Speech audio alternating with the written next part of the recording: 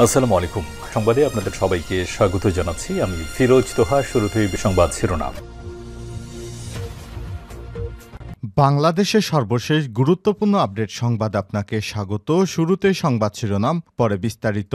শুরুতেই জানাবো, 4 বিভাগে নতুন কমিশনার দিল সরকার। 4 বিভাগে নতুন বিভাগীয় কমিশনার নিয়োগ দিয়েছে সরকার। খুলনা, রাজশাহী, সিলেট ও চট্টগ্রাম বিভাগে নতুন নির্বাচন কমিশনার নিয়োগ দেওয়া হয়েছে। আজ মঙ্গলবার 26শে নভেম্বর সন্ধ্যায় জনপ্রশাসন মন্ত্রণালয়ে জারি করা এক প্রজ্ঞাপনে সব তথ্য জানানো হয়। এরপর জানাবো, রাষ্ট্রপক্ষের আইনজীবী নিহত, ফেসবুক স্ট্যাটাস দিয়ে যা বলেন সার্জিস এবং হাসনাত। সনাতন জাগরণী মঞ্চের মুখপাত্র চিন্ময় কৃষ্ণ দাসকে কারাগারে পাঠানোর সময় তার সমর্থকদের সঙ্গে পুলিশের সংঘর্ষের সময় সরকার পক্ষের এক আইনজীবী নিহতের বিচার নিশ্চিতের দাবি জানিয়েছেন বৈষম্যবিরোধী ছাত্র আন্দোলনের আহ্বায়ক হাসনাত আবদুল্লাহ। আজ মঙ্গলবার সামাজিক যোগাযোগ মাধ্যম ফেসবুকে এক পোস্টে এসব কথা বলেন তিনি। এদিকে 58 বছর আগে যেভাবে ইসকনের যাত্রা শুরু হয়, এটি কি বিশ্বে নিষিদ্ধ সংঘ? ISKCON international society for Krishna কনসাশনের বা আন্তর্জাতিক কৃষ্ণ ভাবনামিত সংঘের যাত্রা শুরু হয় 58 বছর আগে। আর বাংলাদেশে এই সংঘটি কবে থেকে যাত্রা শুরু করলো, এ ব্যাপারে বিস্তর একটি সংবাদ জানাবো আপনাদের। বন্ধুরা, সঙ্গেই থাকুন।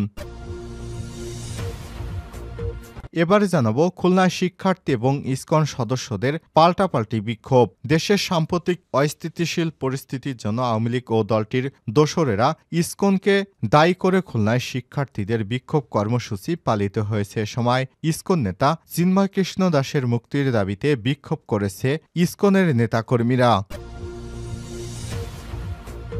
এবারে জানাবো, চলমান সমস্যা সমাধানে প্রয়োজন নির্বাচন, বললেন মির্জা ফখরুল। বিএনপির মহাসচিব মির্জা ফখরুল ইসলাম আলমগীর তিনি বলেছেন, সবাইকে ধৈর্য ধরতে হবে। এই সরকার ব্যর্থ হলে দেশ ব্যর্থ হয়ে যাবে। গণ অভ্যুত্থান ব্যর্থ হলে দেশ আবার অন্ধকারে নিমজ্জিত হবে। সংবাদপত্রের উপর আঘাত হচ্ছে, গণমাধ্যমের উপর ভয়াবহ আক্রমণ হচ্ছে। কিছু সংখ্যক উস্কানিদাতা গণমাধ্যমের উপর হামলা করে পরিস্থিতি নষ্ট করছে। এসব কাজকে আত্মহননের পথ বলে সরে আসার আহ্বান জানান তিনি। এবং সর্বশেষ জানাবো, চিন্ময় দাসের গ্রেপ্তার, পশ্চিমবঙ্গের বিধানসভায় বিজেপির বিক্ষোভ। হজরত শাহজালাল আন্তর্জাতিক বিমানবন্দর থেকে বাংলাদেশের সম্মিলিত সনাতনী জাগরণ জোটের মুখপাত্র ইসকন নেতা চিন্ময় কৃষ্ণ দাস ব্রহ্মচারীকে গ্রেপ্তারের প্রতিবাদে ভারতের পশ্চিমবঙ্গের বিধানসভায় বিক্ষোভ করেছে ভারতীয় জনতা পার্টি বিজেপি। আজ চিন্ময় কৃষ্ণ দাস ব্রহ্মচারীর ছবি লাগানো প্লেকার্ড নিয়ে স্লোগান দিতে দেখা যায়। বিধানসভার বাইরে বেরিয়ে আসেন বিজেপির বিধায়করা। সেই পোস্টারে লেখা, চিন্ময় নিঃসত্ব মুক্তি চাই। প্রিয় দর্শক, এতক্ষণ শুনছিলেন সংবাদ শিরোনাম, এবারে বিস্তারিত। তবে তার আগে বন্ধুরা, অনুরোধ থাকবে এই সংবাদটিতে একটি লাইক দিন। এই চ্যানেলে আপনি নতুন হয়ে থাকলে আমাদের সংবাদটি দেখতে দেখতে চ্যানেলটি সাবস্ক্রাইব করে রাখুন। কমেন্ট করে বন্ধুরা আপনার মূল্যবান মতামত জানিয়ে দিন আপনি বিশ্বের কোন দেশ থেকে বা বাংলাদেশের কোন স্থান থেকে আমাদের সংবাদটি দেখছেন এবং শুনছেন। এবারে বিস্তারিত।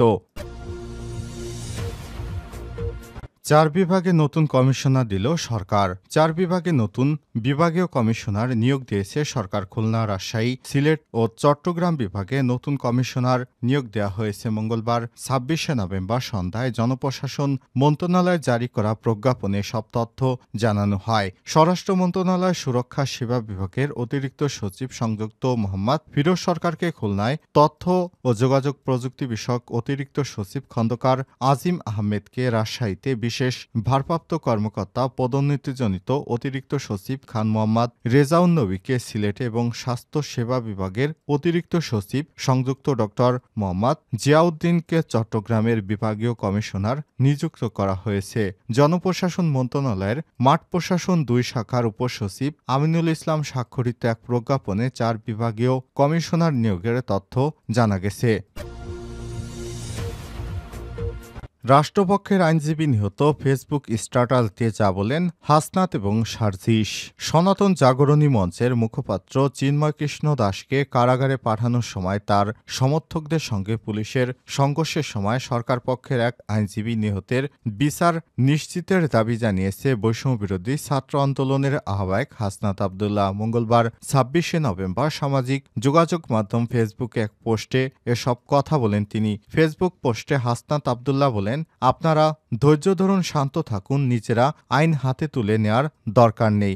দয়া করে কোনো ধরনের অস্থিতিশীল পরিবেশ সৃষ্টি করবেন না। আমাদের বাংলাদেশ সাম্প্রদায়িক সম্প্রীতির বাংলাদেশ। আমরা কোনোভাবেই আমাদের সাম্প্রদায়িক সম্প্রীতি বিনষ্ট হতে দেব না। ৫ই আগস্টের পর থেকেই একটি মহল উদ্দেশ্য প্রণোদিত হয়ে আমাদের দেশে অরাজকতা সৃষ্টি করার জন্য ক্রমাগত চক্রান্ত করেই যাচ্ছে। দয়া করে নিজেরা কোন্দলে জড়িয়ে কুচক্রী এই মহলে হীন ষড়যন্ত্র বাস্তবায়নের পথ তৈরি করে দিয়েন না। চট্টগ্রামে অ্যাডভোকেট সাইফুল হত্যাকারীদের দ্রুত গ্রেপ্তারের দাবি জানিয়ে তিনি বলেন, এই হত্যার বিচার নিশ্চিত করতে হবে। কোনো নির্দিষ্ট সংগঠনে হত্যাকাণ্ডে জড়িত থাকলে সেই সংগঠনের বিরুদ্ধেও ব্যবস্থা নিশ্চিত করতে হবে। আপনারা শান্ত থাকুন, সতর্ক থাকুন। এদিকে বৈষম্যবিরোধী ছাত্র আন্দোলনের অন্যতম সমন্বয়ক সার্জিস আলম বলেন, ধর্মকে টুল হিসেবে ব্যবহার করে কোনো ব্যক্তি, সন্ত্রাসী গোষ্ঠী বা সন্ত্রাসী সংগঠন যদি সাম্প্রদায়িক দাঙ্গা লাগানোর চেষ্টা করে, সেসব সন্ত্রাসীদের বিরুদ্ধে কঠোর ব্যবস্থা নিতে হবে। যেই জড়িত থাকুক না কেন, খুনের সর্বোচ্চ শাস্তি চাই। ষড়যন্ত্রকারীদের বিন্দুমাত্র ছাড় নয়, বেশি ছাড় পেলে মাথায় উঠে নাচবে। এ সময় তিনি আর বলেন, উগ্রবাদী বিচার তার ধর্ম দেখে না, উগ্রপন্থীরা দেখে হবে।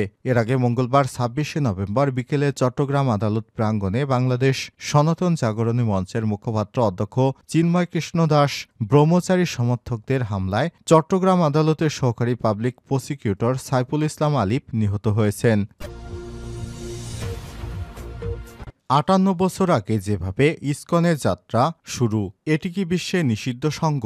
ISKCON international society for Krishna কনসাসের বা আন্তর্জাতিক কৃষ্ণ ভাবনামিত্র সংঘের যাত্রা শুরু হয় ৫৮ বছর আগে। এই প্রতিষ্ঠাতা আচার্য ছিলেন অভয়চরণাবিন্দ ভক্তিবেদান্ত স্বামী প্রভুপাদ। যুক্তরাষ্ট্রের নিউ ইয়র্ক সিটিতে ১৯৬৬ সালে ১৩ জুলাই এই সংগঠনের যাত্রা শুরু হয়। ইসকন মূলত বৈষ্ণব ধর্মের একটি অংশ এবং ভগবান কৃষ্ণকে কেন্দ্র করে তাদের ধর্মীয় এবং আধ্যাত্মিক কার্যক্রম পরিচালিত হয়। ভক্তিযোগ বা কৃষ্ণ ভাবনামিত সংস্কৃতির হাজার হাজার বছর ধরে শুধুমাত্র ভারতবর্ষের মধ্যেই সীমাবদ্ধ ছিল, কিন্তু শ্রী প্রভুপাতের অক্লান্ত চেষ্টায় এই অনন্ত জ্ঞানের ভাণ্ডার বিশ্ববাসীর সামনে উন্মুক্ত হয়ে যায়। লাখো মানুষ এর অনুসারী হয়ে যায়। বর্তমান বিশ্বের ১৬০টিরও বেশি দেশে সক্রিয় রয়েছে সংস্থাটি। এটির প্রধান কার্যালয়ের মধ্যে রয়েছে মন্দির নির্মাণ, ধর্মীয় উপদেশ দেয়া, ভক্তি কার্যক্রম এবং দাতব্য সংস্থা পরিচালনা করা।